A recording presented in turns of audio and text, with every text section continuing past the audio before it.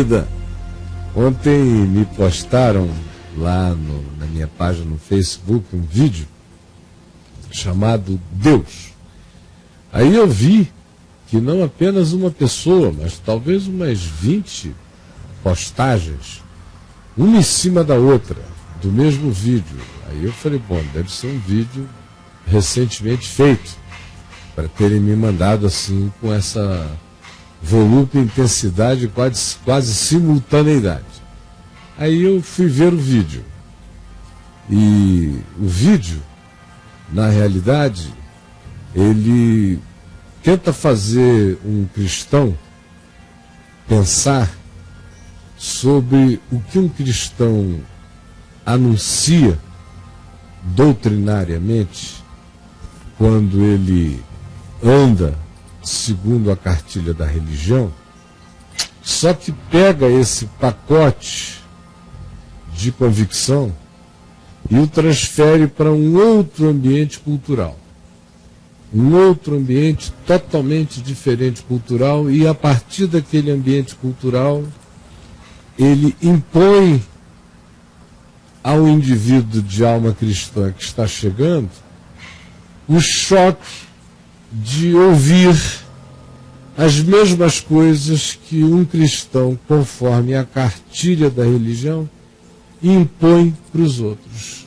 Ou seja, um mero e simples exercício de dizer, faz de conta que tudo que você está dizendo está certo, só que ao contrário, na perspectiva e no olhar do outro. E veja como é que você se sente submetido a essa estreiteza limitante do amor de Deus pelo ser humano.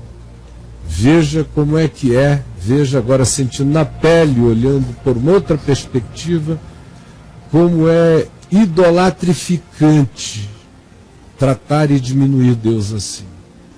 E como uma alma e uma mente que ficam olhando para o mundo com esse olhar, não tem como se tornar gente de fato generosa, boa, dilatada, humana e livre para crer na extensão do amor de Deus e na soberania dele, abrindo mão da prerrogativa religiosa de pensar que a sua interpretação ou opinião define algum tipo de comportamento divino ou obriga a Deus a ter que ser dogmático, como dogmática é a crença religiosa. Veja lá. Muito bom. E aí, vocês tinham visto isso ontem? Bom demais, Caião. Várias vezes. Várias. Você também muito bom. E aí? Agora, já não, pensou chegar lá em cima e o cara tá desse jeito? Eu acho que é uma maneira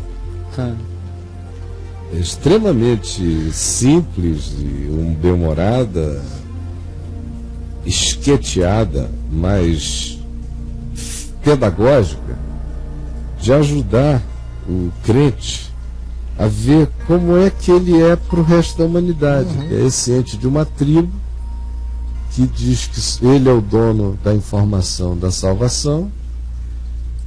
Quem não receber essa informação está perdido, a informação que ele tem, ao mesmo tempo em que ele não vai a lugar nenhum da informação. Todo mundo fica se jactando sentado no seu lugar. Sem aquela salvação o mundo está perdido, mas são poucos os que têm coragem de compartilhar a tal da informação. E 99% do tempo que esses membros da tribo cristã, do tempo deles, eles utilizam brigando um com o outro para ver detalhes da informação. Quem é que sabe melhor a informação? Aí ficam também as guerras, dizendo que se não levar, tem lá dentro da tribo, tem aquele grupo que diz não basta saber a informação. A informação de fato não tem importância. O que tem importância é fazer o pessoal cair e ficar arrebatado. Aí tem lá o outro grupo que diz não, se a gente vai levar, a gente tem que levar a prosperidade. Então tem que pedir muito dinheiro desse povo, porque a divindade só abençoa quem dá dinheiro. Aí fica aqui essa guerra interna, aí chega aqui o outro e diz não, tem que levar a liturgia dos nossos antepassados é que tem que levar, senão a informação não tem valor.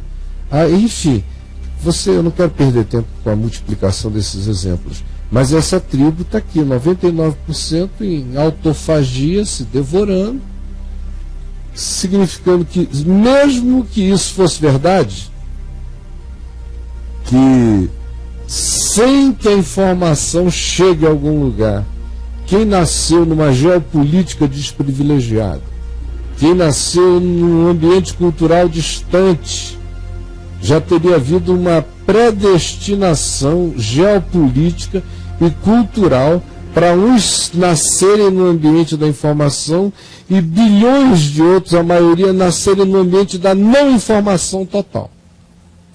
E a tribo detentora da informação ainda não faz nada, a não ser fazer sexo oral em si mesma e lancetar seu próprio corpo e esquecer até o que fosse a informação e discutir apenas o jogo de poder interno da comunidade.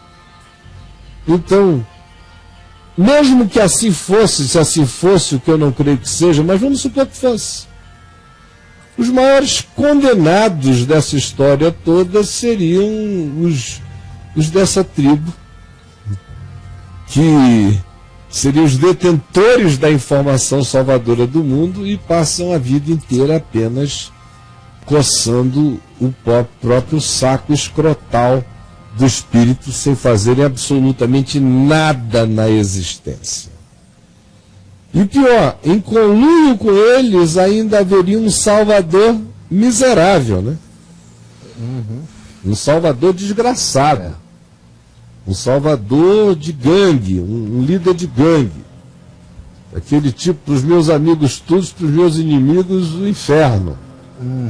Então é esse o espírito, porque é assim que o crente tem que saber que a mensagem religiosa chega na cabeça dessas pessoas. Essas pessoas só estão dizendo para você como é que elas entendem você, só estão dando um retorno de como é que o pacotinho chega e como ele é patético, o pacote, como ele é ridículo e como ele é desumano e como ele é de cabecinha de mucuim e de como ele é inominavelmente reducionista do amor de Deus, e como nele não há graça, e como nele só existe o espírito da gangue, do banditismo, uma salvação bandida, de grupo e agremiação, de máfia espiritual. Faz parte dessa família, está com tudo, não faz parte, está perdido, é o outro, é o inimigo. É esse espírito. Me pergunte se esse espírito é o espírito de Jesus, se é o espírito de Deus, se é o espírito do Criador, se é aquele que ama o mundo de tal maneira que deu o seu filho, que já tinha sido entregue antes da fundação do mundo. Veja se parece com ele. Veja se parece com, por exemplo, Paulo, falando aqui em Romanos, no capítulo 2, verso 11. Porque para com Deus não há acepção de pessoas. No contexto antecedente, ele tinha falado da arrogância religiosa dos judeus, que levava a nada, porque, na realidade, para Deus, a única coisa que importa é a seguinte: é como você vive, não é quem você diz que é, nem que pedigree você apresenta. Tribulação e angústia virão sobre a alma de qualquer homem que faz o mal. Qualquer homem. Do judeu primeiro, e também do grego, do brasileiro, de qualquer um outro, em qualquer lugar. Glória, porém, e honra e paz virão sobre todo homem, qualquer homem, todo aquele que pratica o bem. Ao judeu, e também ao grego e a qualquer outro ser humano. Porque para com Deus não há acepção de pessoas. Se é verdade, é verdade. Se não é, não é. Não importa o clube. Assim, pois, todos os que pecaram sem informação, na alienação, sem saber de nada, nem de lei antiga de Moisés, e muito menos sequer do nome de Jesus, nas ilhas mais remotas, ou nas cidades, ou nas subculturas, ou nos ambientes mais distantes, ou nos continentes não penetrados jamais do planeta. Assim, pois, todos os que pecaram sem lei, sem informação, sem saber de nada, também sem informação, perecerão. O caminho deles até a morte será o caminho do indivíduo que não teve informação. E ele vai ser julgado pela luz que teve, pela luz que recebeu, pelo que conseguiu ver, pelo que conseguiu e pelo que não pôde ver. Não é porque ele não sabia informação que ele vai ser julgado pelo pacote de uma informação que nunca chegou a ele. Ele vai ser julgado pelos limites do que, no que ele via, ele abraçou de bom ou escolheu de mal. Todo homem. E todos os que, com lei, com informação, com doutrina, com conhecimento, pecaram, mediante o que sabiam, serão julgados. Esses que dizem eu sei, serão julgados pelo que dizem que sabem.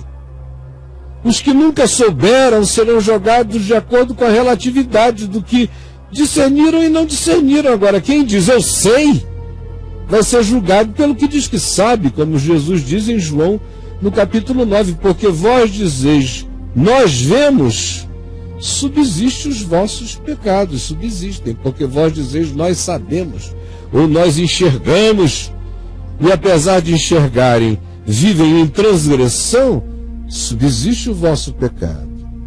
Portanto, todos os que com informação pecaram, mediante a informação que confessavam, serão julgados. Por isso ainda se diz que para aqueles que se dizem mestres e ensinadores, maior rigor para eles haverá, como diz Tiago, irmão de Jesus, no capítulo 3 da sua carta, epístola. Porque os simples ouvidores da informação não são justos, nem tampouco justificados diante de Deus.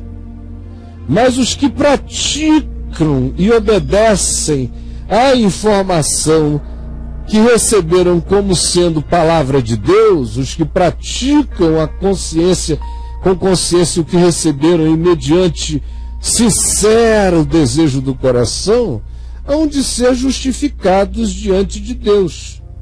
No caso daqueles que viviam antes da pregação explícita da fé, é só uma questão de consciência interior.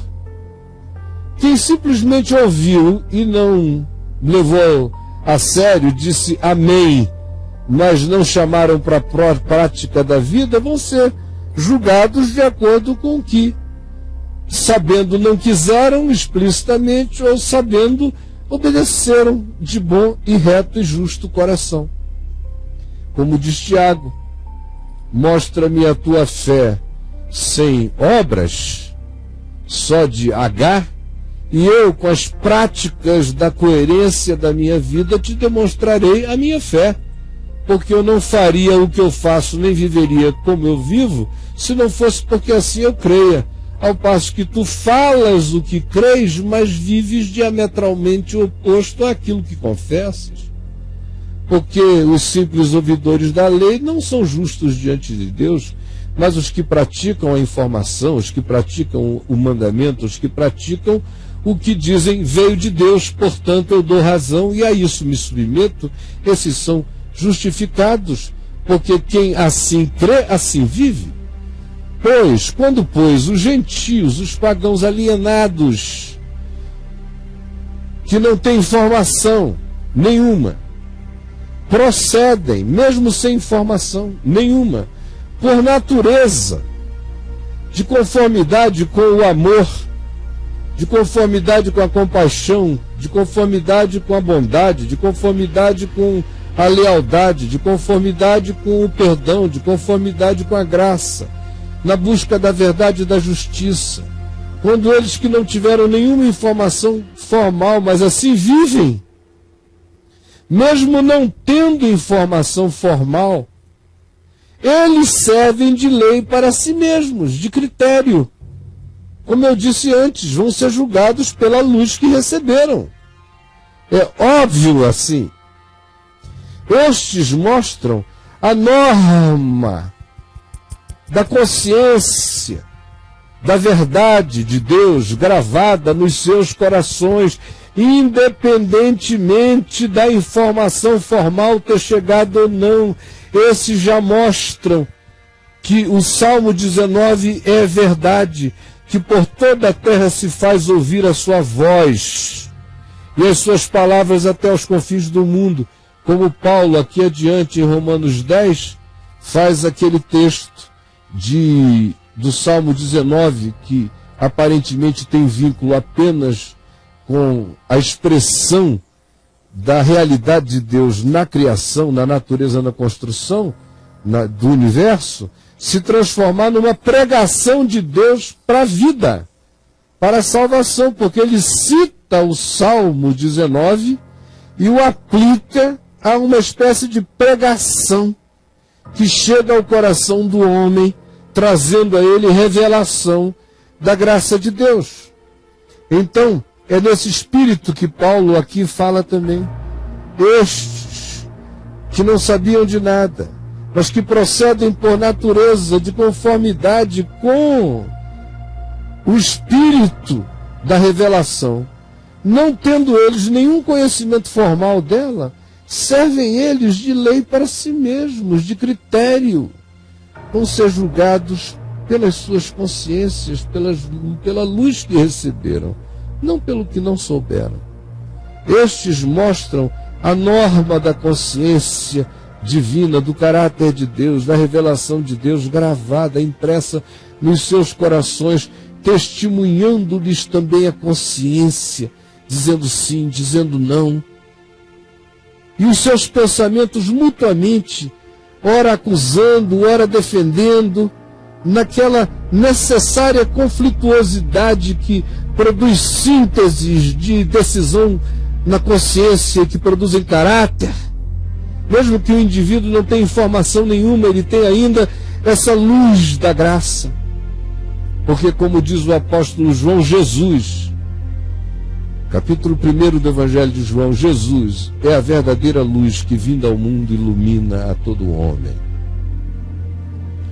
Como diz João ainda, na sua primeira epístola, no capítulo 2, ele é o advogado de todos nós, e não somente de nós, os que nele professamos a fé com consciência, mas ele é a propiciação pelos nossos pecados, que antes de tudo tem que mudar a minha vida, tem que se transformar em boa nova, me convertendo, me enchendo do amor de Deus, da graça de Deus, da bondade de Deus, senão essa informação não vale nada para ninguém, porque não mudou primeiro a minha vida, não me tornou um ser do amor e da graça de Deus.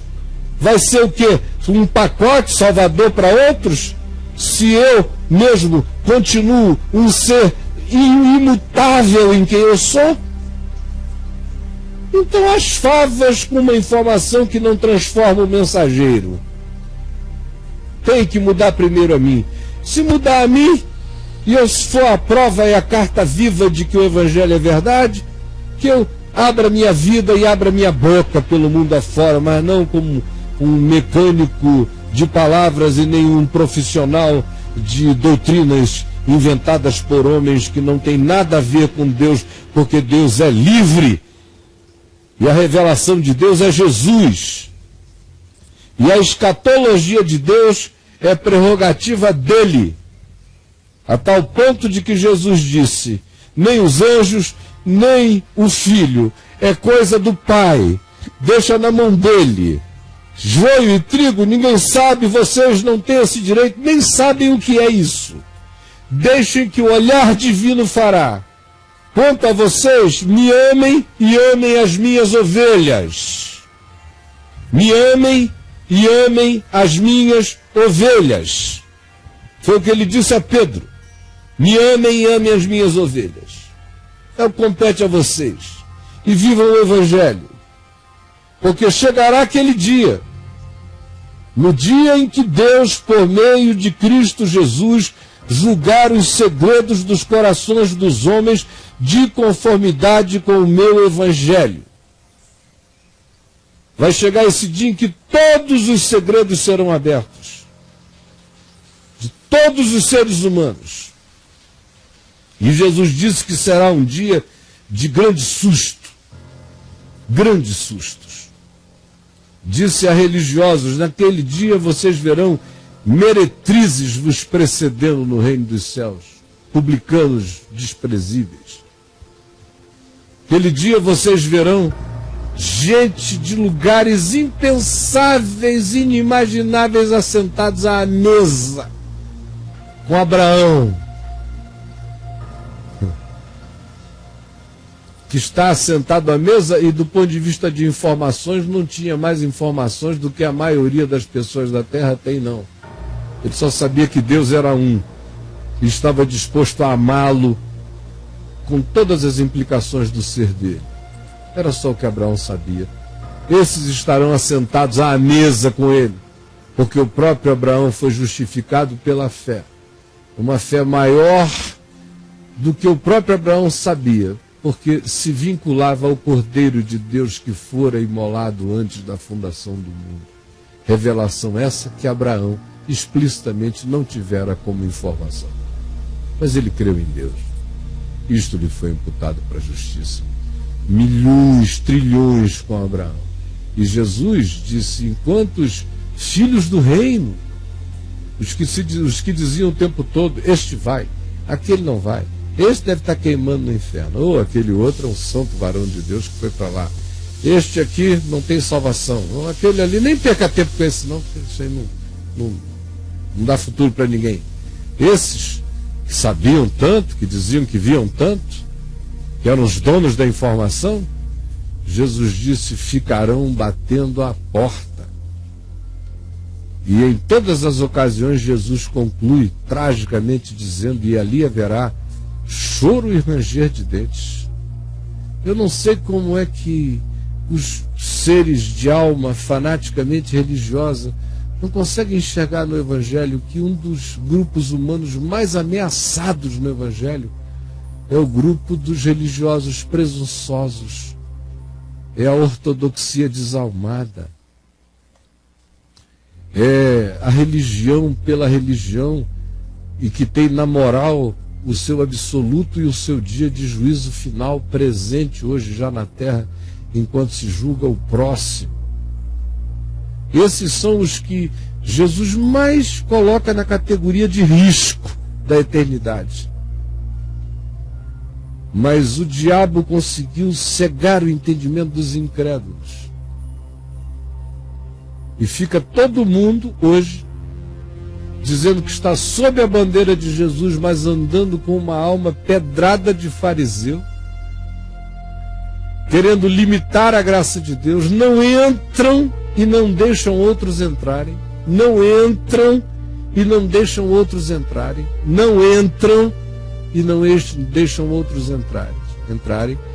Dizem que detêm a informação do Evangelho, mas o Evangelho é boa nova, e como boa nova a vida deles não anuncia nada de bom e nada de novo, portanto não há Evangelho neles. Mas eles que não têm Evangelho serão julgados pelo Evangelho que conheceram e a ele não se submeteram, ficam julgando os seres humanos que não tiveram a informação e que de antemão são por esses idiotados já colocados nos quintos dos infernos, o que é uma coisa horrorosa para a alma humana, meus amigos, horrorosa. Eu tenho pavor de um dia colocar o meu espírito nessa esquina de juízo, designando céu e inferno, sobretudo inferno. Todo homem e mulher que mandam para o céu quem não foi, estão perdoados pela grandeza do seu amor. Agora, todo homem e mulher que mandam para o inferno quem foi e quem não foi, estão condenados pela presunção do seu juízo satânico e pela sua torcida raivosa e perversa quanto à danação da alma humana. Me entendeu?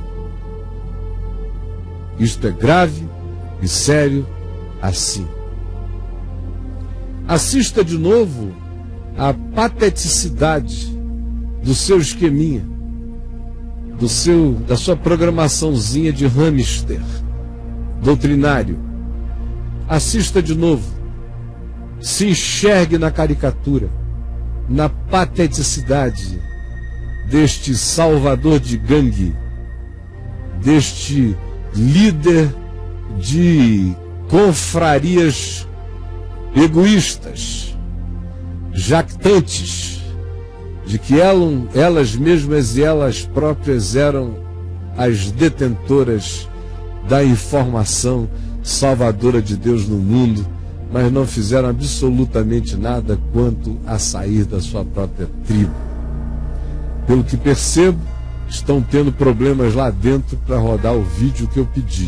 Se é esse o caso, me informem já ou então rodem logo. É isso aí, minha gente. Eu não quero dar notícia de nada em lugar nenhum. A minha única notícia é que Deus estava em Cristo, reconciliando consigo mesmo o mundo, não imputando os homens as suas transgressões. Amém. E nos constituiu ministros e embaixadores dessa boa nova, a qual eu desejo fazer conhecida a todo homem, pelo privilégio que todo homem tem de saber aqui, no tempo e no espaço, que Deus proveu graça para que cada um de nós não tenha que andar tateando. Ao contrário, tenha a luz da vida. Ande com segurança, já caminhe com a certeza da eternidade na vida, livre de todo medo ou fobia da morte, tomado por toda a certeza de amor consciente da parte de Deus por ele. Esse é o anúncio maravilhoso do Evangelho, dizendo que está tudo pago em Cristo. Significa que o inferno não existe? Não existe sim. Tem muita gente indo para lá, especialmente aqueles que dizem que sabem toda a verdade de Deus e não deixam que ela se transforme em verdade nos seus seres. E que, enquanto isso, tem a coragem de acusar outros e de botarem outros no inferno e de botarem o dedo para lá. Esses aí são candidatos de um grupo de risco pavoroso. Tem outros também que vão para lá assim com muita vontade. São os que tiveram todos os toques e revelações da luz de Deus, da verdade de Deus, por modos variados, independentemente de informação formal, mas Deus falou. E eles resistiram ao pai, resistiram à mãe, resistiram amigos, resistiram anjos, resistiram na morte, morrendo, viram, ainda tiveram a chance e disseram: minha escolha é a escuridade. Você pensa que não tem alma assim? Muita alma assim. Muita alma que se endiabra. Esse é o mistério da iniquidade. Como a alma humana pode se endiabrar nesse nível? Escolhe e vai. Agora, ninguém transforma Deus numa cartilha. A minha pergunta a você, que os segredos do seu coração comecem a ser abertos hoje para o seu bem, em nome de Jesus, é basicamente esta. Você se apanha tendo certeza de que certas pessoas foram ou vão para o inferno? Essa é a minha pergunta. Você se apanha tendo certeza de que certas pessoas foram ou vão para o inferno? Só me responda isso.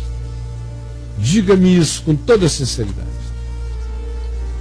E eu tentarei ajudar você a se enxergar, a ver como é que o seu coração ficou.